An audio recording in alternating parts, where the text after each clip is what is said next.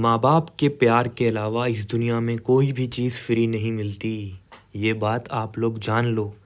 और एक टाइम ऐसा आता है कि माँ बाप का प्यार भी फ्री नहीं मिलता। माँ बाप भी चाहते हैं कि बच्चे काम करें और कुछ लेके आएँ। तो ऐसे ही एक कॉन्सेप्ट है बोनस इशू। क्या? Bonus issue. भाई बोनस तो सबको मिलता होगा, बट कुछ शेयर होल्डर्स ऐसे होते हैं जो कंपनी के अंदर शेयर होल्डर भी हैं एंड उस कंपनी के एम्प्लॉय भी हैं। तो ठीक है, अच्छी बात है, ऐसा होना चाहिए। बट अब मैं बात करूँगा कि बोनस इशू होता क्या है। भाई बोनस इशू जो होता है वो उनके लिए है जो कंपनी के एग्जिस्टिंग शेयर होल्डर्स हैं, उनको कोई एडिशनल कॉस्ट पे नहीं करनी पड़ती जिस तरीके से हम राइट इशू में पे करते हैं या फिर हम लोग स्वेट इक्विटी शेयर में पे करते हैं।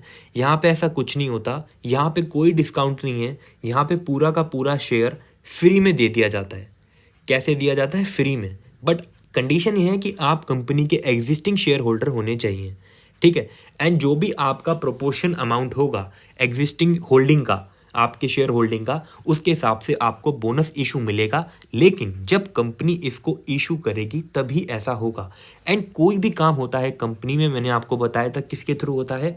आर्टिकल के थ्रू। तो आर्टिकल ऑफ एसोसिएशन में जैसा लिखा होगा उस तरीके के प्रोसीजर को हम फॉलो करेंगे बोनस इशू के लिए। जैसा कि मैंने अभी आपको बताया है कि इस दुनिया में कोई भी चीज़ फ्री नहीं होती। तो बोनस इशू को आपको देख के ऐसा लग रहा होगा कि यहाँ पे जो है वो शेयर होल्डर्स, जो एग्जिस्टिंग शेयर होल्डर्स हैं कंपनी के, वो कोई भी अमाउंट पे नहीं कर रहे, उनको फ्री में मिल रहा है। तो आप मुझे बात बताओ, जब किसी इन्वेस्टर ने कंपनी के अंदर पैसा लगाया है तो डिविडेंड तो मिलता है ना उसको। कभी कभी कंपनी क्या करती है कि वो जो प्रॉफिट होता है ना उसको बचा के रखती है फ्यूचर में अच्छे रिजल्ट्स के लिए, अच्छा इन्वेस्टमेंट के लिए। तो प्रॉफिट को कन्वर्ट कराते हैं जब कैपिटल के अंदर। ध्यान से समझना, ये जो प्रॉफिट होता है ना, लार्ज डिस्ट्रीब्यूटेबल प्रॉफिट, उसको जब एक्यूमुलेट करते हैं, कन्वर्ट करते हैं उसको कैपिटल के अंदर, इसी को बोलते हैं कैपिटलाइजेशन ऑफ प्रॉफिट।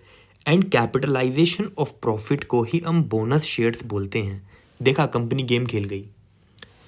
आपका ही पैसा, आपका ही डिविडेंड आपको ही बोनस शेयर के रूप में मिल रहा है। अगर बोनस शेयर नहीं मिलता तो डिविडेंड मिलता। तो आप मुझे बताओ, क्या ये फ्री है? ये फ्री नहीं है, लेकिन देख के ऐसा लगता है कि फ्री है। वही है ना, जो समझ गया उसके लिए तो ये फ्री नहीं है, जो नहीं समझा उसके लिए फ्री है। तो आप एक बात याद रखना कि जो भी बोनस शेयर इशू होगा वो फुली पेड अप शेयर होगा। फुली पेड अप शेयर के लिए यानी कि अगर किसी एग्जिस्टिंग शेयर होल्डर्स ने पूरा पैसा नहीं दिया तो उसको उस शेयर पे बोनस इशू नहीं मिलेगा।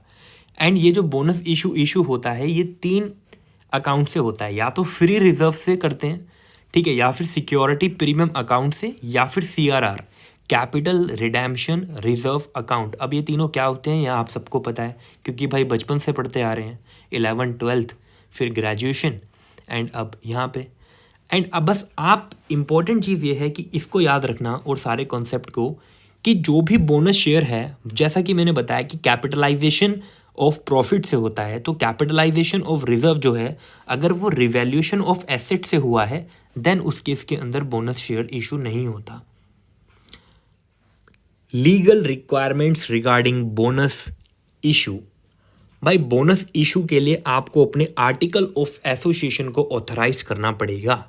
ऑथराइज का मतलब आपको उसके अंदर लिखना पड़ेगा कि हाँ, हम बोनस इशू कर सकते हैं, किस तरीके से करेंगे, क्या प्रोसीजर होगा, कौन सा डायरेक्टर ऑथराइज किया जाएगा, कैसे रेजोल्यूशन पास होगा, इस तरह। अगर ऑथराइज नहीं है देन आप अपने आर्टिकल ऑफ एसोसिएशन को अमेंड कर लीजिए, उसको चेंज कर लीजिए, ठीक है।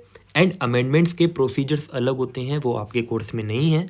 आप सिंपल लैंग्वेज में याद रखना कि आर्टिकल ऑफ एसोसिएशन को अमेंड कर लो अगर आर्टिकल ऑथराइज नहीं है। अब क्या होगा, नेक्स्ट चीज़ क्या होगी कि बोर्ड ऑफ डायरेक्टर्स की रिकमेंडेशन ले लीजिए। एंड उस बोनस इशू को रिकमेंडेशन के बाद कंपनी की जनरल मीटिंग के, अब एक बात याद रखना, यहाँ क्या लिखा है? General meeting. यहाँ पे एनुअल जनरल मीटिंग नहीं लिखा, क्योंकि जनरल मीटिंग 2 टाइप्स की होती है। एक होती है एनुअल जनरल मीटिंग, एक होती है एक्स्ट्रा ऑर्डिनरी जनरल मीटिंग। तो जो एक्स्ट्रा ऑर्डिनरी जनरल मीटिंग होती है ये कंपनी कभी भी करा सकती है, एंड एजीएम कंपनी सिर्फ एक बार कराती है एज पर कंपनीज एक्ट 2013। तो जनरल मीटिंग कोई सी भी हो, या तो एजीएम या फिर एक्स्ट्रा ऑर्डिनरी जनरल मीटिंग, ये कहना चाहता है सेकंड क्लॉज। अब तीसरी चीज, बोनस इशू करने के लिए आप कंपनी वो डिफॉल्ट में नहीं होनी चाहिए किसी भी इंटरेस्ट या प्रिंसिपल अमाउंट को देने के लिए, या फिर कोई स्टैट्यूटरी ड्यूज होंगे एम्प्लॉयज़ के उससे related, like provident fund, gratuity, bonus. अगर कंपनी ऐसा फ्रॉड करेगी तो बोनस इशू नहीं कर पाएगी। एंड जो पार्टली पेड अप शेयर होंगे, अगर कोई भी आउटस्टैंडिंग है डेट ऑफ अलॉटमेंट पे, तो आप प्लीज़ उसको फुली पेड अप कर लीजिए, क्योंकि फुली पेड अप केस के अंदर ही आपको बोनस इशू मिलेगा, अदरवाइज नहीं मिलेगा। और जो कंपनी होगी, अगर उसने एक बार अनाउंस कर दिया, ठीक है, कि उसके बोर्ड ऑफ डायरेक्टर ने रिकमेंड किया है बोनस इशू, तो उसको दोबारा से विड्रॉ नहीं किया जा सकता, अपने डिसीजन को वापस नहीं लिया जा सकता। एक बार आपने डिसीजन ले लिया तो ले लिया। जो भी ऑथराइज्ड कैपिटल होगी वो सफिशिएंट होनी चाहिए आपके बोनस शेयर के लिए। अगर ऐसा नहीं हुआ तो सबसे पहले आप उसको प्लीज़ इंक्रीज़ कर लीजिए, अदरवाइज मत करिए। बोनस इशू जो होगा फ्री रिजर्व से बनता है, और आपका सिक्योरिटी प्रीमियम अकाउंट और आपका कैपिटल रिडेम्पशन रिजर्व अकाउंट। लेकिन ये सब हमने बात की थी। बोनस इशू जो हैं should not be made in lieu of dividend, ठीक है। एंड जो भी कंडीशन आपकी प्रेस्क्राइब्ड की होगी उसके हिसाब से देख लिया जाएगा।